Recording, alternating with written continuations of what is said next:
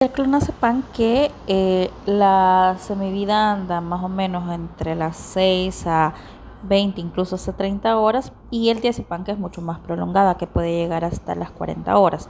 Entonces, digamos, esta pues hay que utilizarla con más cuidado, a dosis bajas, para evitar el efecto de acumulación de la dosis. Ya viendo la farmacocinética como tal, pues vamos a ver, vamos a administrar la mayoría de estos fármacos por vía oral.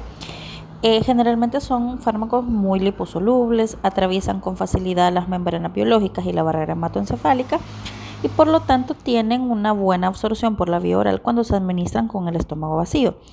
Si la persona ha comido, retarda un poquito, pero no disminuye la absorción, no hay problema. La vía sublingual, pues algunas benzodiazepinas que en nuestro país difícilmente, pero podríamos llegar a encontrar lorazepam y alprazolam, pueden haber disponibles para administración sublingual, y es mucho más rápido e intenso el efecto, solo que cuesta un poquito hallar de casi siempre encontramos la tableta de administración oral. La vía intramuscular, dato importante: en psiquiatría, de preferencia, no utilicen vía endovenosa, siempre vía intramuscular.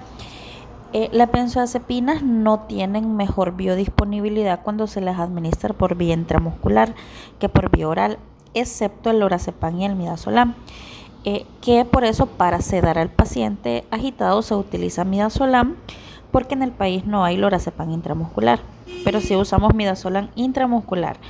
Endovenoso no. Endovenoso solo es por goteo en UCI. Entonces, para la emergencia psiquiátrica el ideal es el lorazepam por vía intramuscular, ya que el midazolam pues tiene una vida media muy corta. Pero en nuestro país pues utilizamos el midazolam porque no hay lorazepam intramuscular. Y estas benzodiazepinas y quizás también el diazepam pueden tener buena biodisponibilidad cuando la inyección se realiza en músculos más irrigados como el deltoides. También el diazepam sí lo usamos endovenoso, pero por la vida media prolongada y por el efecto de acumulación, generalmente tendemos a utilizarlo solo en las dependencias etílicas, y de preferencia no utilizarlo en adultos mayores, porque tiende a acumularse más el metabolito activo. Y la vía intravenosa, que se utiliza en realidad se utiliza para sedación prequirúrgica y para tratamiento de las convulsiones. Es decir, si tenemos un paciente que está convulsionando, diazepam endovenoso. Pero en psiquiatría, solo en situaciones de extrema urgencia, pero realmente es poco recomendable porque los efectos adversos son más intensos, son más pronunciados, y básicamente tendríamos que tener al paciente en una UCI para poderlos utilizar. Entonces, de preferencia no. El mecanismo de acción de las benzodiazepinas pues ejercen su efecto ansiolítico aumentando la actividad del receptor tipo A del GABA, que es el principal neurotransmisor del sistema nervioso central. El GABA pues tiene receptores tipo A, B y C. Entonces en el receptor tipo A van a actuar las benzodiazepinas en las diferentes subunidades, más que todo alfa y beta. Aquí tenemos un receptor GABA un receptor GABA posináptico. Aquí podemos ver el complejo receptor GABA A, que es donde actúan las benzodiazepinas. Aquí está el GABA B y el GABA C. ¿Cuáles son los efectos de las benzodiazepinas? Antiepilépticos, y esta es a través de la acción en los receptores GABA A en el tallo cerebral y en las neuronas corticales. Relajación muscular por acción en la médula espinal, efecto hipnótico por acción en la formación reticular, y los efectos adversos que se dan por el estímulo de las neuronas de los receptores GABA A, dan amnesia por estimulación en el hipocampo y ataxia en el cerebelo.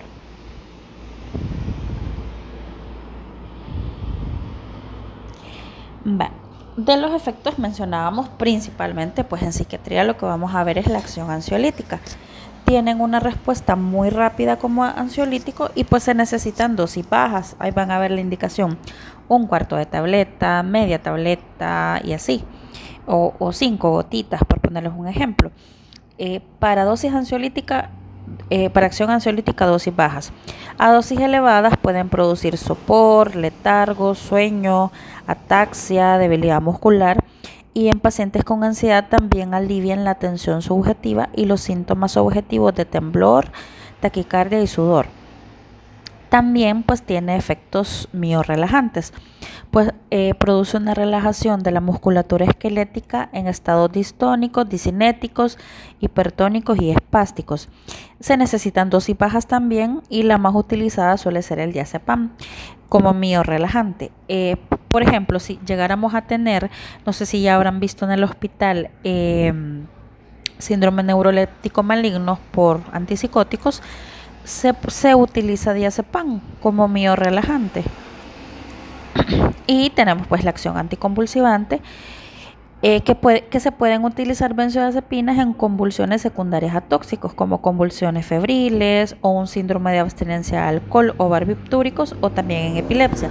En este caso sí se necesitan dosis altas, por ejemplo, que impregnación con diazepam, por ejemplo. La acción hipnótica pues produce un aumento del comienzo y del tiempo total del sueño REM. La fase REM no se ve alterada y se recomienda el uso de un compuesto de acción rápida combinado con otro de duración media.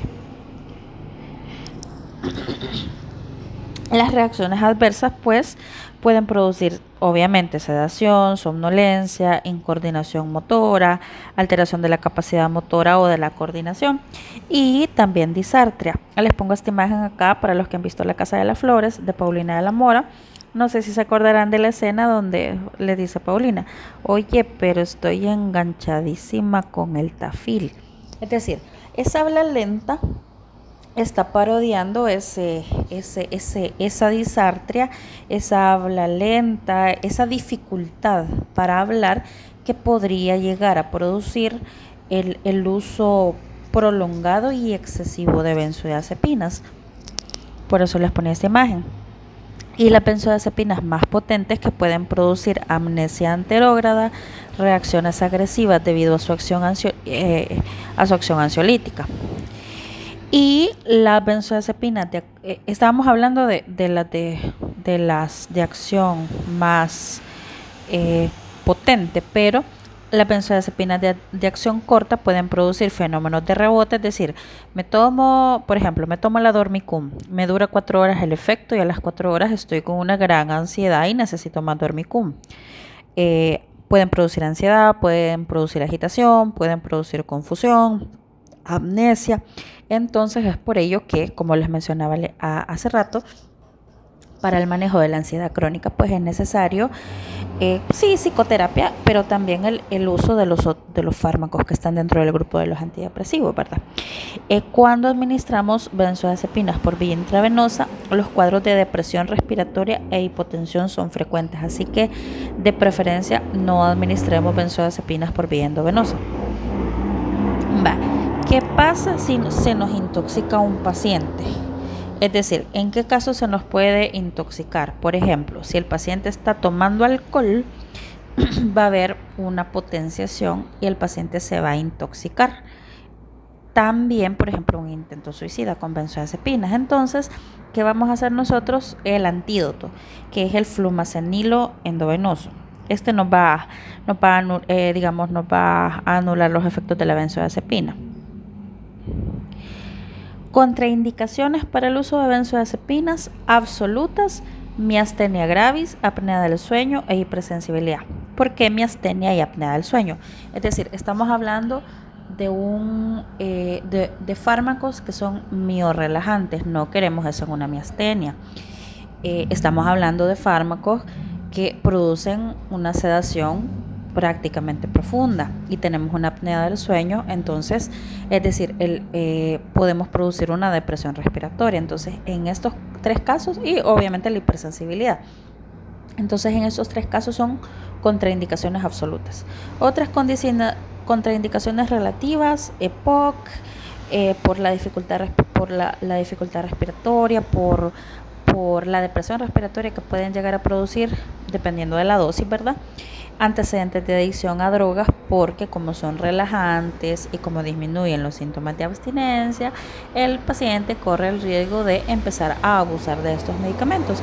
Y también pues en enfermedades hepáticas. En enfermedades hepáticas se pueden corregir y dar menos dosis, pero si se pueden evitar pues mejor. Ahora, la famosa dependencia.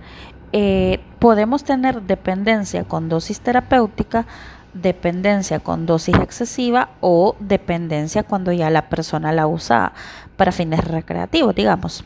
En el caso de la dependencia con dosis terapéutica, la dependencia, perdón, con dosis terapéutica pues son pacientes que consumen benzodiazepinas en teoría en dosis terapéuticas, pero que han sido recetadas desde hace meses o años. Realmente el uso de la benzodiazepina debe ser por un periodo corto, para ansiedad aguda, como les decía. Entonces vienen los pacientes, poco a poco han empezado a necesitar las benzodiazepinas para desempeñar sus actividades cotidianas normales, es decir, no duermen sin el Rivotril, no viven sin el Rivotril, por poner el ejemplo, ¿va? Entonces han seguido tomando las benzodiazepinas a pesar de que haya desaparecido la indicación original que hizo que les fueran recetadas, y tienen dificultades en dejar de tomar el fármaco o en reducir la dosis a causa de síntomas de abstinencia. También si están tomando benzodiazepinas de acción corta, presentan síntomas de ansiedad entre una dosis y la otra o sienten deseos poderosos de tomar la siguiente dosis. Se dirigen al médico en forma habitual para solicitar recetas para continuar el tratamiento, a pesar incluso que a veces ya se les haya suspendido. Se vuelven ansiosos y no consiguen fácilmente tener a disposición la receta siguiente. También puede ser que lleven siempre las pastillas consigo y hasta que tomen una dosis adicional antes de un acontecimiento que les parece podría causar estrés, y tal vez ni siquiera es algo suficientemente estresante, o también antes de dormir una noche en otra cama que no es la propia, o es decir, empiezan, me la voy a tomar porque yo creo que me puedo poner ansioso, pero realmente estamos ante una dependencia. Puede ser también que hayan aumentado la dosis con respecto a la que se les había recetado al principio. Uno les da un cuarto de tableta y empiezan que ya se la están tomando entera. Puede ser que padezcan de ansiedad, pánico, agorafobia, insomnio, depresión y de otros síntomas de tipo físico que se van agravando a pesar de que sigan tomando las benzodiazepinas, porque la benzodiazepina realmente tiene que ser un tratamiento complementario. No es que solo eso, sino que vamos a utilizar otra cosa, tanto psicoterapia como los IRS que les mencionaba. Ya en el caso de la dependencia de dosis elevadas bajo receta, pues los pacientes convencen a su médico de aumentar la dosis, pero cuando llegan al límite máximo que este doctor les puede recetar, se dirigen a otros o incluso a hospitales para obtener más de estos medicamentos. Actualmente la Dirección Nacional de Medicamentos está bastante estricta con eso, es decir, pero si hay pacientes que, por ejemplo, le dan su botecito de Rivotril, en el seguro se pueden despachar hasta 2 al mes, 2 botecitos. Entonces se van a privado a que les receten otros 2. Antes se podía, ahora ya la DNM está más estricta con respecto a eso. Entonces en el sistema le sale a uno si a esta persona ya le despacharon ese medicamento, e incluso si yo me atrevo a despacharle, pues yo como médico me meto en problemas, ¿verdad? Entonces, porque estamos tratando de prevenir este tipo de situaciones. También usualmente estas personas combinan este uso con el consumo excesivo de alcohol o con analgésicos, y los pacientes tienen la tendencia a ser ansiosos, deprimidos y generalmente tienen dificultades en la personalidad. Y de ahí tenemos pues el abuso recreativo de benzodiazepinas, que pues es un uso recreativo de benzodiazepinas por diversión, que es un deseo de aumentar el momento de entusiasmo y excitación que dan las drogas ilegales y también para aliviar los síntomas de abstinencia de otras drogas. Cabe recalcar que para que haya abuso recreativo realmente ya tiene que haber una tolerancia en el cuerpo, es decir, ya debe haber una cierta dependencia fisiológica, porque Póngale, si alguien se va a tomar 30 tabletas de clonazepam eh, con fines recreativos y nunca ha tomado, realmente no va a ser un fin recreativo, se va a morir. Entonces, o va a terminar hospitalizado. No necesariamente se va a morir, pero es decir, generalmente ya son personas que tienen consumo crónico de diversas sustancias. Mencionaba la tolerancia, ¿va? Entonces, la tolerancia aparece cuando el consumo es habitual, es decir, frecuente, prolongado y generalmente elevado.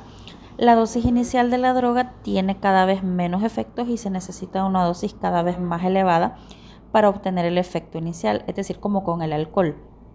Usted al inicio se ponía alegre con 2 cervezas, ahora necesita 6 y así. El organismo responde a la presencia continuada de la droga con una serie de mecanismos de adaptación que tienden a superar los efectos de la misma. La tolerancia puede variar de un individuo a otro como resultado de las diferencias en la estructura neurológica y química intrínseca de cada persona. El síndrome de abstinencia, que es algo que ustedes ya han visto probablemente en los turnos y van a seguir viendo, pues pueden ocurrir 3 fenómenos tras la suspensión de las benzodiazepinas: la recurrencia, el rebote y la abstinencia como tal.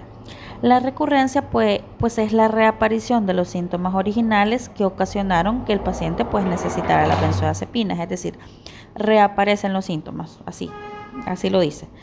El rebote es un retorno transitorio pero de mayor intensidad de los síntomas previos a la toma de las benzodiazepinas y aparecen casi de inmediato tras la suspensión y esto tanto todo esto dentro de este síndrome puede evitarse disminuyendo progresivamente la dosis, es decir, la señora se toma 2 tabletas, no le van a suspender las 2 tabletas de un solo, ya le voy a poner una diapositiva de cómo lo vamos a hacer. Y ya tenemos el síndrome de abstinencia como tal, que ya teníamos en la recurrencia los síntomas que tenía antes el paciente, antes de usar las benzodiazepinas. En el rebote, los síntomas que tenía antes, pero más fuertes. Y en el síndrome de abstinencia aparecen nuevos síntomas, además de la identificación de los propios del paciente, intensificación, de los propios del paciente.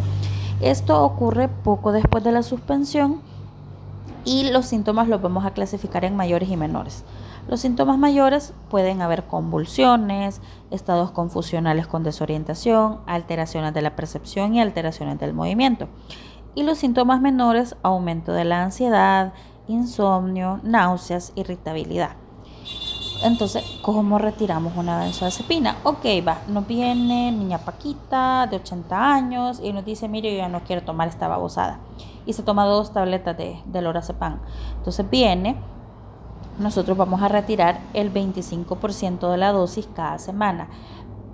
Pero si estamos hablando de una tableta, lo podemos hacer así. Si son 2 tabletas, hagámoslo la 1/4 parte de la tableta. Es decir, esta semana se va a tomar 1 3/4. La otra semana se va a tomar 1 1/2. La siguiente semana se va a tomar 1 1/4. La siguiente semana 1 y así sucesivamente. Entonces aquí dice la 4ª semana toda la medicación. Estamos hablando de si se toma una tableta, entonces ahorita se va a tomar 3/4, la otra semana la mitad, la otra semana 1/4 y ya la 4ª semana ya la suspende. Pero en el caso de pacientes que han tomado dosis altas por mucho tiempo y sobre todo cuando son adultos mayores, quizás sea mejor hacerlo por periodos más prolongados, 6 a 8 semanas, es decir, hacer esa reducción cada 2 semanas, es decir, le quito 1/4 de tableta cada 2 semanas. Así lo podemos hacer y sí podemos suspender una benzodiazepina allá en el cantón El Manguito del municipio de no sé dónde. Sí lo podemos hacer. Si el paciente ya no la quiere tomar, porque son medicamentos que no tienen que ser permanentes. Y como anticonvulsivantes no es que sean los mejores tampoco, entonces no es que hayan excusas para esto.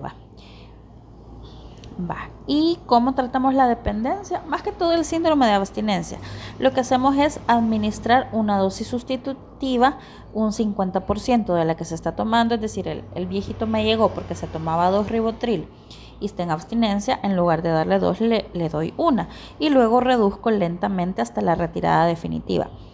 En pacientes con consumo de dosis muy altas se recomienda la hospitalización, que generalmente son pacientes convulsivos.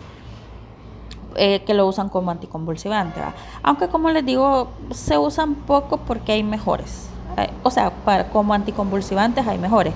Como ansiolíticos, pues no son la panacea, pero sí son los que son más efectivos, más rápidos y potentes, digamos. O sea, para quitarle al paciente la angustia, ya, en media hora. Ahora, se han empleado medicamentos no benzodiazepínicos para evitar efectos reforzadores positivos que pueden tener las benzodiazepinas. Y los fármacos más empleados son antidepresivos tricíclicos, beta bloqueantes y carbamazepina. Para desintoxicar al paciente se sustituyen las benzodiazepinas de acción corta o intermedia por una de acción larga en dosis equivalentes y luego se van haciendo reducciones paulatinas. Para esto, porque la de acción corta me va a dar más rebote, me va a dar más ansiedad, digamos, paradójica prácticamente. Entonces, si le doy una de acción larga, me va a durar más tiempo y se va a ir eliminando lentamente del organismo. Y sobre todo, pues la prevención de recaídas a través de programas de prevención y de la psicoterapia. Ya menos utilizados, pero todavía un poco utilizados, otro grupo de fármacos, los barbitúricos, diferentes a las benzodiazepinas. Ya los barbitúricos actúan como sedantes en el sistema nervioso central y producen un amplio esquema de efectos, desde sedación suave hasta anestesia. La tolerancia pues se instaura a las 4 a 5 semanas de consumo y conlleva la necesidad de aumentar de 5 a 10 veces la dosis hipnótica. Se distinguen dos tipos de tolerancia, farmacocinética y farmacodinámica o de adaptación. En general, pues la dependencia a los barbitúricos suele ser leve, no suele crear tantos problemas, pero sí pueden haber causas graves como deterioro social, abandono de aseo personal, tareas domésticas del trabajo, alteración de la memoria en lapsos, crisis emocionales, episodios maníaco-depresivos con riesgo de suicidio. Y en el síndrome de abstinencia de barbitúricos, pues la intensidad del síndrome depende de la dosis administrada, o sea, mientras más alta es más intenso, la duración del consumo, es decir, los consumos crónicos tienen más riesgo de qué es tratamiento y el tipo de barbitúrico, y se caracterizan por insomnio, ansiedad, pérdida de apetito, taquicardia y temblor muscular. Y el tratamiento de la dependencia pues se basa en un tratamiento sustitutivo con disminución gradual de la dosis o un apoyo psicológico y un seguimiento terapéutico esencial para impedir la recaída. Es decir, todos estos fármacos, los ansiolíticos principalmente, benzodiazepinas, barbitúricos, las personas los utilizan porque se sienten angustiados y como actúan rápido en un lapso de 30 a 60 minutos, pues se alivian rápido. El problema es que no estamos resolviendo el problema de base. La clave es resolver el problema de base y eso lo vamos a hacer a través de utilizar un fármaco de otro grupo. Les mencionaba los IRS, los inhibidores selectivos de la recaptación de serotonina y pues también la psicoterapia. Entonces, estos fármacos los vamos a utilizar como un apoyo. Son muy buenos, no son tóxicos, es decir, hay que saberlos usar. Entonces, hay que quitarles el estigma, dejar de satanizarlos, pero aprender a usarlos, no usarlos de forma irresponsable. No como por aquí, por estos lugares donde trabajo que venden traficado el ribotril. El ribotril vale como 10 pesos y como es traficado lo venden en 40. Entonces, o sea, es decir, el objetivo de que sea controlado es promover el uso responsable. ¿Ok? Y otros hipnóticos que hay, pues el Zolpidem, que es un hipnótico no benzodiazepínico, que a dosis terapéutica pues no produce efectos psicomotores residuales y los efectos de rebote tras la suspensión y la capacidad de producir dependencia pues son más escasos. A dosis altas los efectos son similares a los de las benzodiazepinas. Y la zopiclona y también la esopiclona, que vienen siendo casi lo mismo, solo que la esopiclona pues es la más nuevecita y con menos efectos adversos.